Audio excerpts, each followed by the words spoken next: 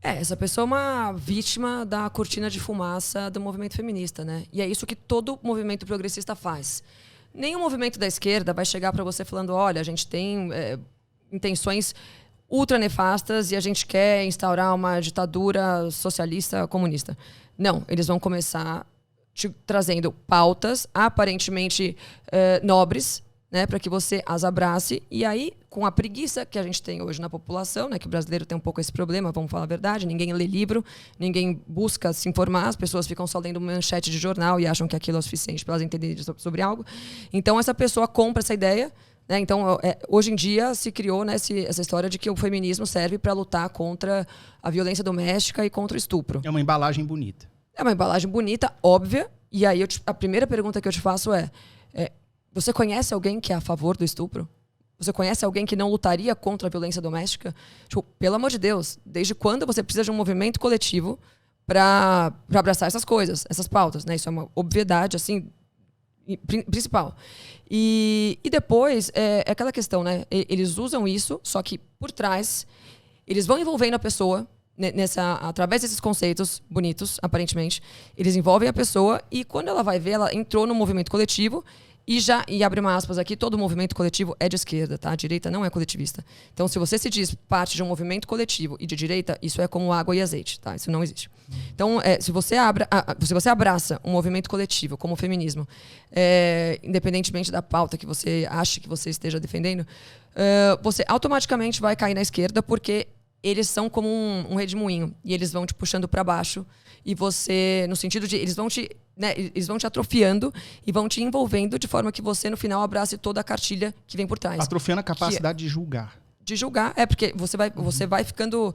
você se cerca dessas pessoas, né? Por eles ser um movimento coletivo, você está sujeito a conviver com pessoas que defendem essa pauta coletiva.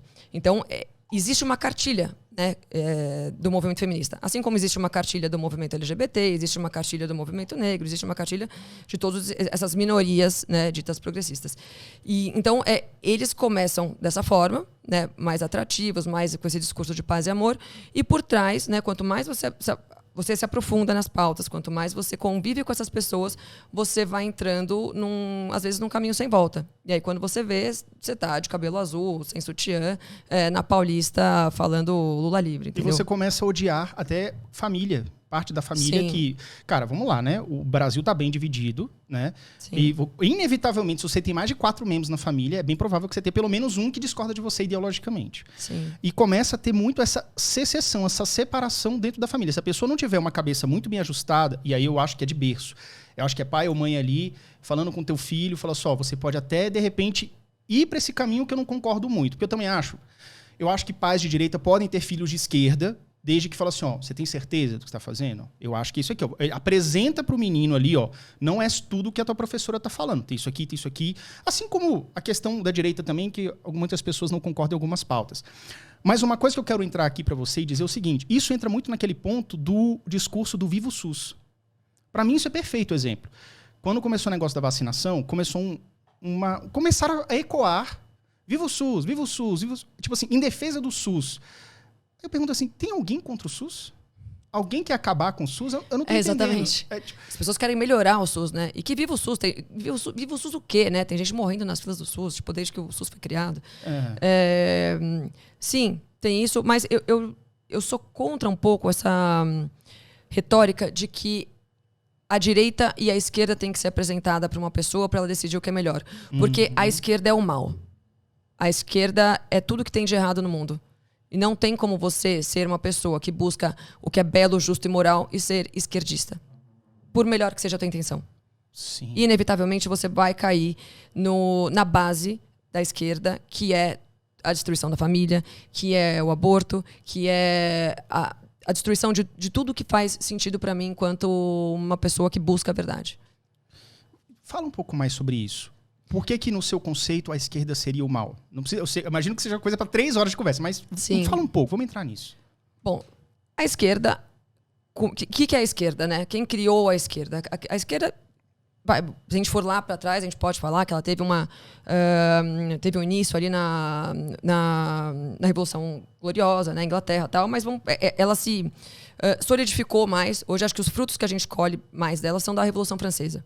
Tá? Que você tinha ali uma luta dos jacobinos, né, gerondinos, que era a burguesia, né, eram os novos ricos, contra a monarquia.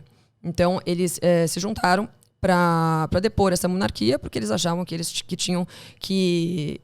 de novo, e sempre com essa bandeira do, né, liberdade, igualdade, fraternidade e tal, porque eles sempre precisaram dessa cortina de fumaça para que eles pudessem exercer depois toda a sua má intenção. Né? Então, eles começaram a suscitar no povo. Então, como é que a esquerda age? Ela identifica na sociedade algum déficit, e isso, inevitavelmente, sempre vai acontecer, porque nenhuma sociedade é perfeita. E elas usam isso, junto com um discurso ultra-sentimentalista, para levantar um coletivo, né, uma caterva militante. Então, elas usam o sentimento junto com esse defalque, né, o desfalque que elas encontram na sociedade. E aí ela gera uma movimentação. Foi isso que aconteceu na Revolução Francesa. Então, você tinha ali esses revolucionários divididos entre girondinos e jacobinos. Girondinos eram os revolucionários menos radicais e os jacobinos eram os mais radicais. Né? Então, eles tomaram conta do parlamento e, depois de um tempo, conseguiram depor o rei, o Luís XVI na época. E aí tomaram conta, tal, veio a Revolução, que foi uma coisa sanguinária, absurda.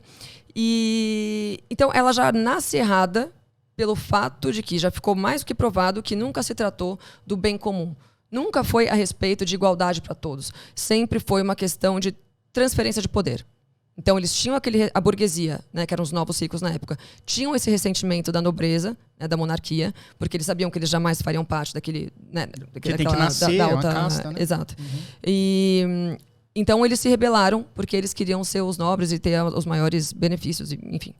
E até pela questão do poder mesmo. Né, eles queriam ter esse poder e tinham sempre muita raiva da monarquia. Então, surge daí a esquerda. Ela nasce, aí o que acontece? Né? Baseado em Rousseau, né, que são, e Voltaire e outros líderes, pode dizer assim, né, que precederam a Revolução Francesa, surge Hegel, né, na Alemanha. Hegel cria a teoria hegeliana, né, que é daquela coisa de síntese, né, de fato. Antítese, né, você tem um fato, você cria aí você tem que criar uma antítese, que é uma revolução, para que se tenha uma síntese no final, para que entre isso e isso crie-se um meio termo no final. Então, e aí Marx se baseia em Hegel para criar as teorias dele, né, de isenção de propriedade privada e tal, e aí ele cria a esquerda. Uhum. O que acontece? Marx nunca foi um cara legal. É só você ler a biografia do Marx, você vê como ele vivia. E você leu, né? Você leu vários livros, né? Sim, Marx era um erro do começo ao fim, assim, né? E você vê a má intenção dele em vários momentos nas coisas que ele escreve, mas você também vê, depois, no decorrer do tempo, como nada daquilo nunca deu certo. Então, como é que você quer que algo possa ser virtuoso se o meio para se alcançar esse fim virtuoso é destruição da família, todas essas pautas... Antinatural. É antinatural e é sanguinário, né? Tipo, o cara, ele quer... Então, dentro das pautas esquerdistas, você tem a destruição da família, porque a família é a base de tudo. Então, se a esquerda, se o socialismo parte da premissa de que a propriedade privada não deva existir, o que você precisa fazer para acontecer a isenção da propriedade privada? Destruir a família. Porque se um homem não tem uma mulher, ele talvez não precise de uma casa, e vice-versa. Ele não precisa criar os filhos dele num ambiente seguro, num ambiente, né, num lar. Né? Então, você precisa desmasculinizar o homem, né? E masculinizar a mulher. Aí você cria o quê? O girl power, né? O empoderamento feminino. A mulher, então, ela começa a não precisar do homem. Você vai falar para ela isso. Você vai falar para ela que... Isso vai ser criado. Isso é tudo criado. Isso é uma obra de engenharia social, né? É uma engenharia social, todos imagino. Esses conceitos. Porque assim, eu já estudei bastante sobre isso e para mim esse tipo de coisa fica um pouco claro. No sentido de que, beleza, tem homem que bate mulher? Tem. Só que não, mas Sim. Olha só. Esses caras aí, eles querem o seu mal. Eles batem você porque eles não gostam de você. Então, é como se fosse assim. Pega-se uma situação que, obviamente, é conflituosa. Ninguém é a favor que homem bata uma mulher, pelo amor de Deus. Sim, sim. E tornam aquilo uma bandeira do tipo assim, todo homem é um assassino em potencial. Uma coisa assim. E é um completo absurdo isso. Mas o problema é que, assim, essa pauta, a pauta anti-violência que as feministas levantam hoje é uma coisa recente. O movimento feminista nunca falou sobre isso. O movimento feminista sempre foi sobre destruição da família, sobre equidade de coisas que onde elas já tinham igualdade. E essa história de, tipo, não, porque a gente é feminista porque a gente luta contra a violência é uma coisa de agora. Tá? Isso não existia. Porque se você começar a apresentar para uma menina normal que eu digo, padrão. Tem uma menina padrão, o que o feminismo traz, ela vai falar assim, isso aí não quero. Entendeu? Então elas têm que trazer cada vez mais essas pautas humanitárias para fazer essa cortina de fumaça. Mas, voltando à esquerda. Então né, você começa a... O Marx, ele é revolucionário, como eu falo, ele acredita na força da revolução armada. Né? E aí Lenin concretiza isso através da Revolução Bolchevique, né, no início do século XX. Lenin foi um gênio, Lenin foi um baita de um gênio, né, que deu início ali à União Soviética, através da Revolução Bolchevique que ele liderou. E ele começa a implementar esses conceitos marxistas. Então, o que ele começa a fazer? Cozinhas comunitárias. Então, na cozinha comunitária, a mulher não precisa mais cozinhar em casa. Tudo você perde a referência e a tua individualidade. E o marxismo ele parte também dessa necessidade. Isso enfraquece o ego da pessoa? Exatamente. Qual o objetivo de você tirar a individualidade da pessoa? Você passa a pensar através de um coletivo todo. Você não é mais você. Você tem que seguir uma cartilha de um coletivo. Porque assim é mais fácil deles dominarem. Então, ao mesmo tempo que ele prega a briga entre grupos, né? Vamos falar. Então ele precisa causar a discordância e o atrito entre homens e mulheres, entre pretos e negros, entre pretos e brancos, entre homossexuais e heterossexuais. Ele precisa causar esse conflito para enfraquecer emocionalmente a sociedade. E aí ele adentra. Só que ao mesmo tempo você tem esses coletivos, né, todos separados, convivendo em comunidade entre eles. Então a mulher, daí que ele vem com o conceito também de empoderamento feminino, né? A mulher precisa trabalhar porque ela... E aí vem toda a propaganda soviética, que é fantástica também, né? É muito inteligente. Ele começa a falar sobre empoderamento para convencer a mulher a sair de casa e não cultivar mais um lar. Né? Então a mulher empoderada, trabalhando fora, o que ele consegue com isso?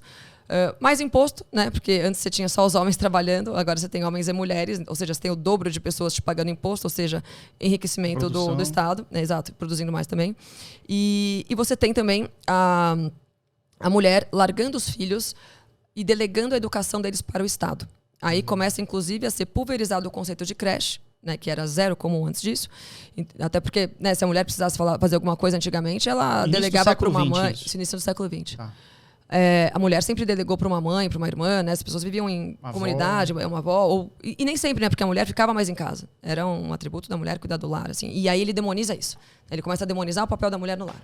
Então ele começa a pintar a mulher como uma mulher que fica em casa fraca, né? Que é uma mulher que gosta de cuidar do marido, que gosta... Que é aquela história, né, da mulher transformar a casa num lar. Ele começa a demonizar tudo isso. E... Né, denegria a imagem dessa mulher que escolhe, que opta por esse estilo de vida, e ele começa a falar, não, você pode mais, você não precisa do teu marido para nada, você é poderosa, tal. Então a mulher começa a sair para trabalhar, larga os filhos na dependência do Estado, onde o Estado começa a doutrinar desde a mais tenra idade essa criança, porque aí o ensino compulsório, você vê como tudo vai se encaixando. Então o ensino compulsório também vem ao mesmo tempo. Então a mulher é obrigada a entregar os filhos enquanto são mais novos na creche, depois nas escolas, e as escolas são todas dominadas por professores comunistas, né, ali na União Soviética, e aí o ciclo está perfeito, entendeu? E ele já cresce com aquelas verdades, né? Já cresce com aquelas verdades, né, e comunistas, e a mulher... enfim, aí por fim você tem a destruição da família, que é a base da nossa teia social. Né? O Ocidente, o mundo foi construído por famílias. E aí a gente vai para aquela história mais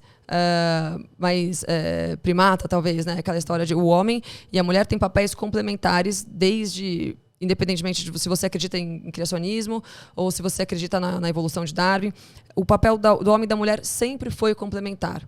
É por isso que você precisa de ambos para procriar. É por isso que o homem tem a força física, ele vai lá, vai caçar e tudo. A mulher tem atributos psicológicos diferentes. Exato. Mulher, eu acho que aguenta um pouco mais de rojão, assim, por exemplo. Eu acho que eu sou muito mais instável do que a minha esposa, por exemplo. Ela é muito mais assim. Ela analisa com mais frieza situações difíceis que chegam pra gente, entendeu? E você até por uma questão, homens no geral, até por uma questão hormonal, né? O homem tem muito mais testosterona que a mulher, o homem, a composição hormonal é completamente diferente, hormonal, física, então corpos diferentes têm atribuições diferentes, né? E talentos diferentes também, inclusive, né? Então mulheres têm predisposições a determinadas profissões, determinadas atribuições, e homens outras, natural. E dessa forma você cria uma complementariedade social. Né? E quando você destrói isso, quando você fala para a mulher que ela pode ser um homem, você cria um homem mal acabado, como se diz, né?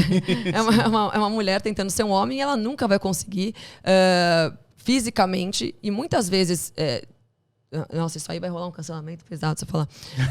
Mas é uma via de mão dupla. O homem também não vai conseguir fazer coisas que a mulher faz. O homem não vai conseguir nunca amamentar. O homem nunca vai conseguir engravidar, dar luz. O homem não vai conseguir ensinar a ter um cuidado de profissões mais humanas, talvez na área da psicologia, ou mesmo do ensino, que mulheres têm normalmente. Né? Tô falando no geral, óbvio que existem as exceções. Claro. Assim como a mulher nunca vai conseguir lutar no MMA como um homem, tipo, ou jogar futebol como homem. Isso né, por essa série de fatores que a gente falou aqui.